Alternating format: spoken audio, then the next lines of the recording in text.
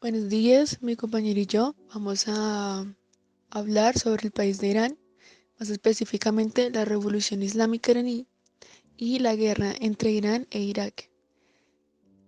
Esto desde las películas Persepolis, la cual está ubicada en los antecedentes y el desarrollo de la Revolución de Irán, la película Argo, ubicada en el desarrollo de la Revolución de Irán, y la película Las tortugas también vuelan, que presenta las repercusiones de la guerra irano-iraquí. Mi compañero se llama David González y mi nombre es Sofía Ramírez. Irán o Persia es una república constitucional basada en la tradición del Islam chií. Es una potencia regional gracias a las reservas de petróleo. Su población consta de 82.630.945 habitantes, donde el 89% de los musulmanes son chiitas. Este país tiene una gran variedad étnica, compuesta por los persas, kurdos, luros, turco-romanos, entre otros. Su poder político se distribuye entre el líder supremo de la Revolución Islámica y el presidente. Este país es conocido por la violación a los derechos humanos como la libertad de expresión, la libertad de culto y la pena capital. Bueno, para hablar de la Revolución iraní, creo necesario comenzar como desde lo histórico porque no necesariamente los orígenes, pero sí aspectos que hicieron que ocurriera esta revolución para que se entienda mejor. Y bueno, me parece necesario empezar desde los chiitas, de los 12, ya que Irán es el único país en el cual la chía de los 12 es la religión del Estado. Y estos constituyen el grupo más numeroso entre los chiitas. Entonces los chiitas de los 12 también son llamados imanitas y ellos profesan que existe una serie de 12 imanes, eh, siendo el último llamado Mohammed como el profeta y a la muerte de su padre, siendo Mohammed un niño, se refugió en lo oculto y eh, se dice que él vendrá al final de los tiempos como el esperado.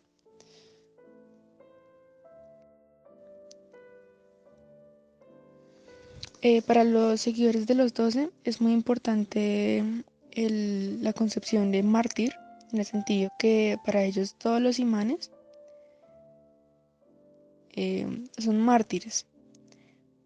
Para ellos estos son víctimas de la violencia de los califas sunitas.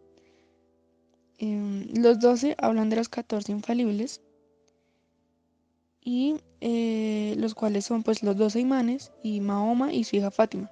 Ellos son los liberados del error y de todo pecado. Es importante decir que el origen importante o bueno, preeminente de los mulás se dan algunas particularidades del sistema legal de la Chía de los 12. Ellos pues también son conocidos pues son, o sea, mulá significa señor o maestro. Es importante también decir, mencionar que para los chiitas es importante el discurso racional, es decir, el esfuerzo propio para la solución de los problemas. De este modo, eh, toda fatwa y todo consejo tiene que ser examinado por el intelecto y, y es por tanto falible.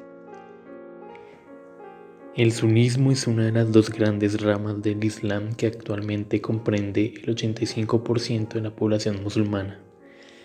Esta se basa en las enseñanzas del Corán y de la Sunna, que son las leyes y tradiciones atribuidas a la vida de Mahoma.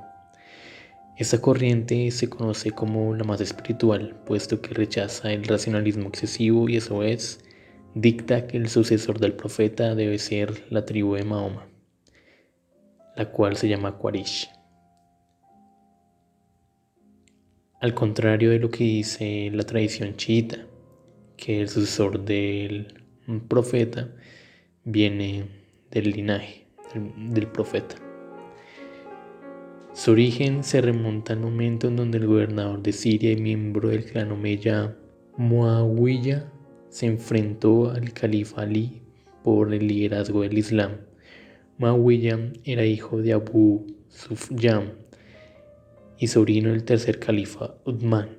Sus padres en un inicio estaban contra Mahoma y tuvieron diversos conflictos con el Islam y se convirtieron para ser librados de la muerte en la ocupación de la Meca por parte de los musulmanes.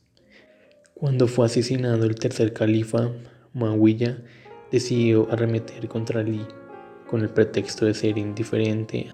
Esto dio origen a la batalla de Siffin.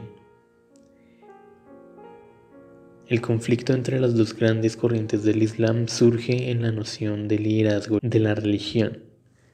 Los sunitas tienen varios líderes que provienen de la tribu de Quraysh, ya que ven al imán como una figura religiosa ordinaria, mientras que los chiitas centralizan su liderazgo en la figura del imán, que tiene el carácter de infalibilidad.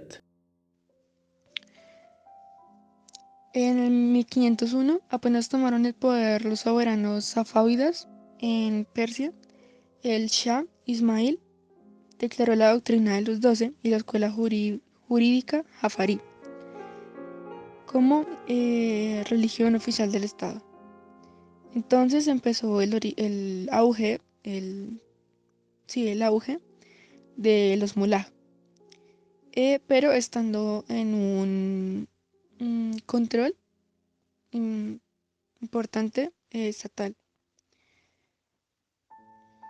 Ya en el siglo XIX surgieron crecientes conflictos entre los soberanos iraníes y el clero chiita, ya que reprochaba a los poderes públicos su occidentalización y su inclinación hacia Europa, sobre todo desde que el Shah en la segunda mitad del siglo XIX vendió muchos privilegios comerciales y monopolios a empresas británicas. Irán, a inicios del siglo XX, fue repartida entre el Reino Unido y la Unión Soviética.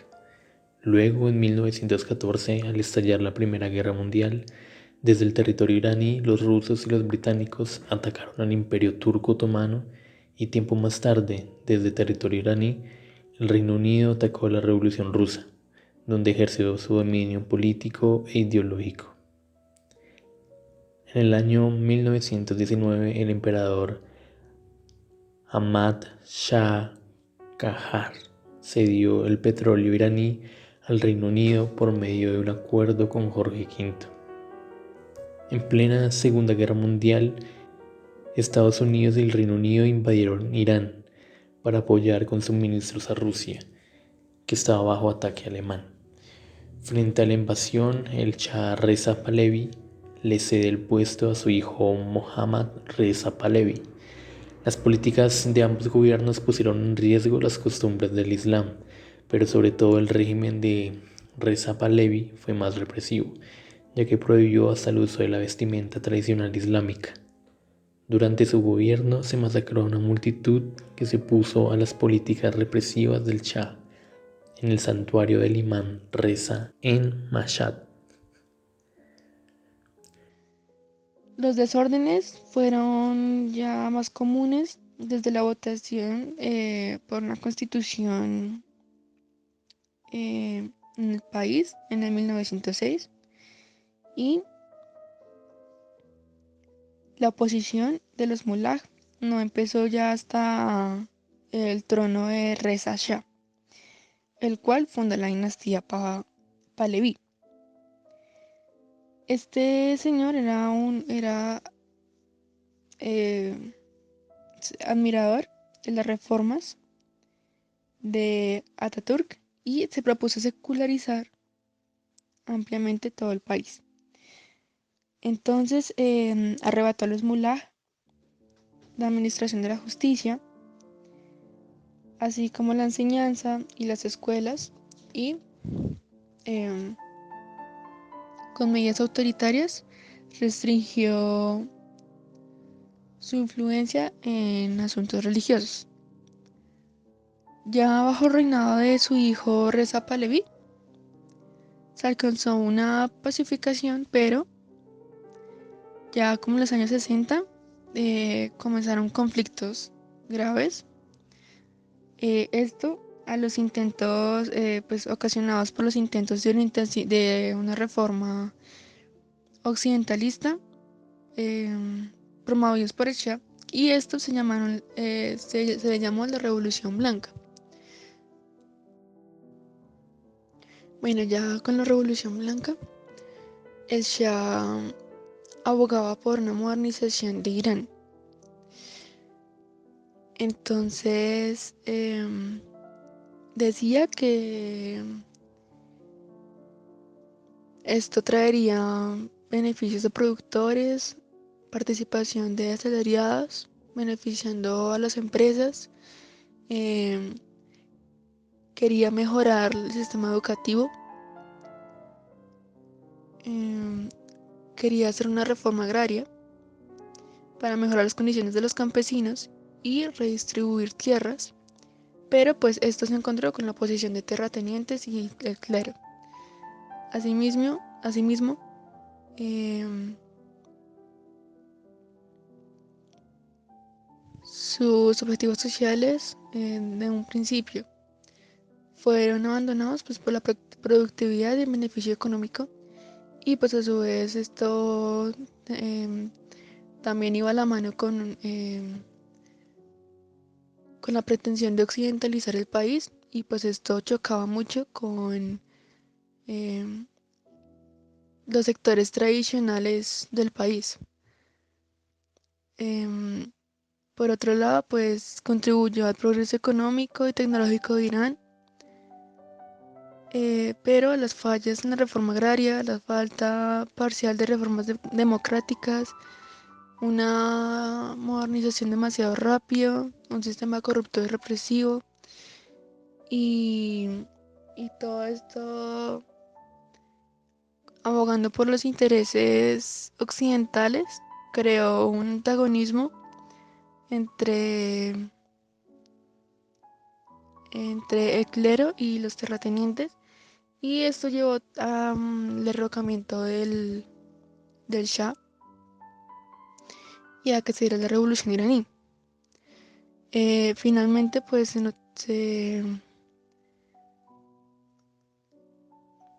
se dio cuenta de que esto era para unos pocos privilegiados.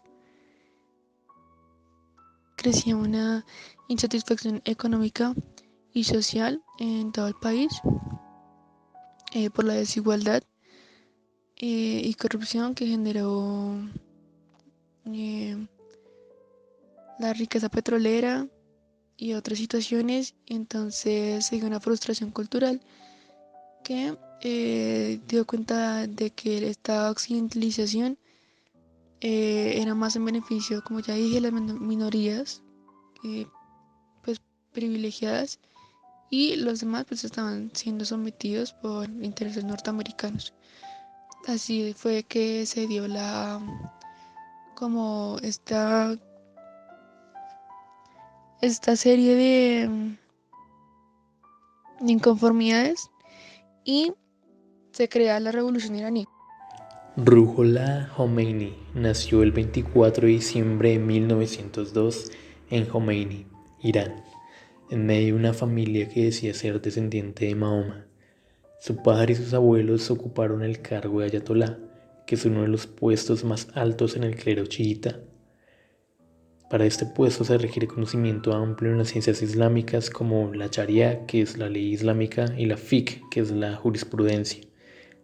En el año de 1950 fue nombrado ayatolá. Posteriormente, ante la falta de un líder político, Khomeini hace un llamado al levantamiento contra Estados Unidos e Israel. En 1954 es exiliado. Eh, Khomeini apareció después de un exilio de los años 60. Este era más un político con dirigente religioso chiita, pero bueno, él se sintió cada vez más presionado para que apareciera como, como un dirigente revolucionario, y pues Ya después él estableció que el gobierno de Irán debía ser considerado como representante del imán oculto en la tierra.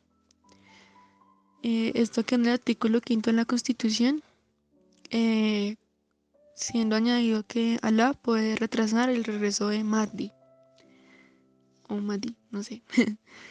Entonces, creó un régimen autoritario con rasgos teocráticos, enérgicos, que tuvo efectos de ¿cómo se dice? Sí, ejemplaridad en muchas comunidades chiitas, sobre todo en el Líbano. A partir de la muerte de Khomeini, la dirección política y religiosa se separó muy marcadamente. Fuera de los chiitas de los dos se representaban también la mayoría de la población en el sur de Irak. Y lo que hizo fue canalizar este inconformismo del pueblo y lo dotó a un programa revolucionario con un plan concreto de acción amparado en las enseñanzas del Corán. Eh, pero lo que sucedió fue una teocracia fundamentalista que, bueno, como vemos en la película Persepolis, vemos que la protagonista, Marjan, es una niña que vive en una familia ya occidentalizada, pues en los años 70. Y pues aquí nos muestran como el antecedente y el durante de la revolución islámica iraní, que vemos que durante esta época temprana el régimen del Shah y los abusos del poder del mismo eh, da para que Marjan tenga contacto con estas ideas políticas de izquierda. Pero pues ya posteriormente con la caída del Shah llega la revolución y entonces los fu- fundamentalistas toman el poder de manera autoritaria y surge pues la revolución islámica. Ya entonces se vuelve una teocracia fundamentalista y entonces vemos como las escenas donde Marjan tiene que taparse el pelo, eh, hay, hay gente que es capturada en la calle por diferentes como faltas sociales, no sé, y entre otras cosas. Entonces ahí vemos como Marjan se siente, no se siente bien en este ambiente y ella realmente extraña todas las ventajas que daba eh, como esta influencia del mundo occidental. Y pues todo esto empeora ya que años después comienza la guerra entre Irán e Irak. Y, y pues cada vez más aumenta el fundamentalismo en Irán.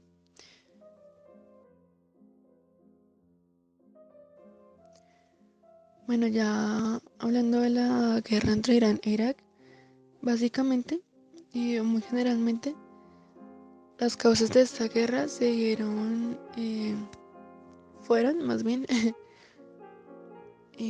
por conflictos territoriales y un miedo por parte de Irak a temer la lealtad de los ciudadanos chiíes debido a una propaganda religiosa por parte de Khomeini en Irán contra el régimen de Bagdad. Entonces, eh, no, pues a pesar de la numerosa población iraní, eh, el presidente de Irak, Saddam Hussein, consideraba que lo que podía derrocar a Irán, ya que pues había sido debilitada con la revolución islámica iraní. Y bueno, mi compañero va a hablar un poco más de esta guerra. La revolución iraní desembocó en la guerra irano-iraquí, conflicto que cobró cientos de miles de vidas y generó desestabilización económica y política. La guerra inició tanto por intereses territoriales como políticos, ya que Saddam Hussein estaba interesado en el territorio de Khuzestán, por tener la mayor producción de petróleo de Irán y a su vez el levantamiento chiita representaba una amenaza tanto para Irak como para Occidente. En este enfrentamiento a Irak lo apoyaron las potencias de la región y de Occidente, lo cual implicó mayor poder militar. Sin embargo, Saddam Hussein no logró sus objetivos. La película Argo se desarrolla en medio de la revolución iraní y trata sobre el rescate de un grupo de estadounidenses de la crisis de los rehenes, la cual fue llevada a cabo por los seguidores de Ayatollah Khomeini y en protesta frente a la intervención de Estados Unidos. Esta película da cuenta de la relación entre religión y política y cómo el movimiento se manifestó violentamente, donde de nuevo se puede ver que la revolución islámica no se desmarcó del carácter represivo del gobierno del Shah. El líder religioso Khomeini, desde su exilio en Francia, dirigió las manifestaciones y al regresar a Irán, la revolución islámica se convirtió por completo en un movimiento religioso.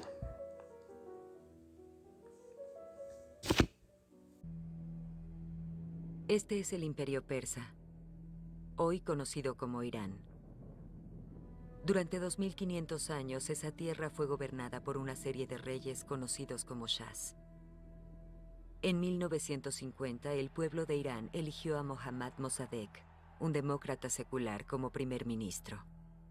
Nacionalizó los bienes petroleros británicos y estadounidenses, devolviendo el petróleo iraní a su pueblo. Pero en 1953, Estados Unidos y Gran Bretaña diseñaron un golpe de Estado que destituyó a Mossadegh e instauró a Reza Pahlavi como Shah. El joven Shah era conocido por su opulencia y excesos. Se decía que su esposa se bañaba en leche, mientras que al Shah le llevaban su almuerzo en Concorde desde París. La gente moría de hambre. El Shah mantuvo el poder con su despiadada policía local, la Savak. Comenzó una era de tortura y temor. Entonces lanzó una campaña para occidentalizar Irán, enfureciendo a una población principalmente chiita. En 1979, el pueblo de Irán derrocó al Shah. El clérigo exiliado Ayatollah Khomeini regresó a gobernar Irán. Derivó en ajustes de cuentas, escuadrones de la muerte y caos. Agonizando de cáncer, al Shah se le dio asilo en Estados Unidos.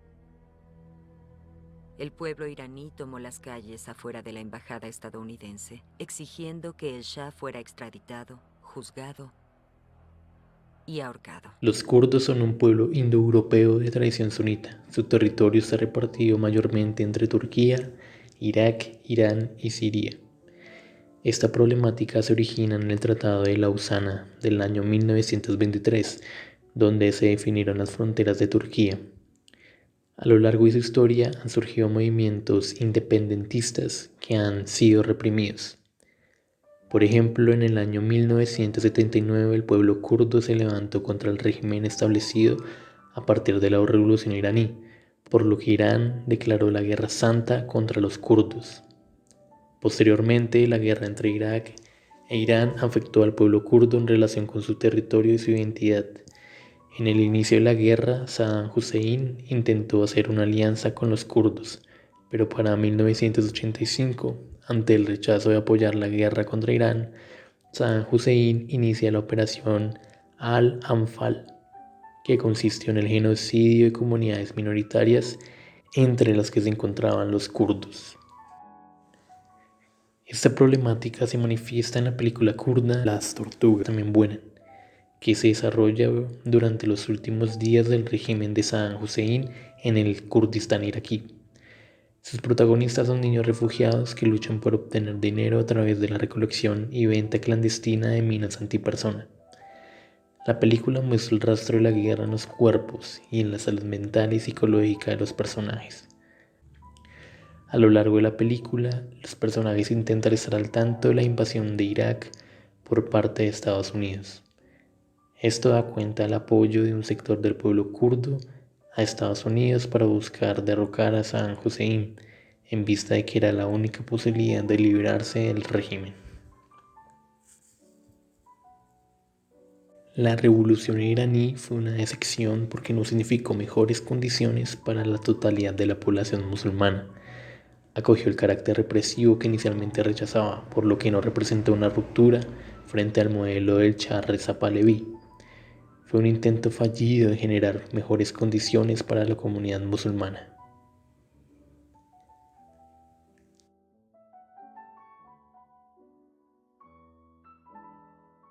El cine es un transmisor ideológico muy eficaz.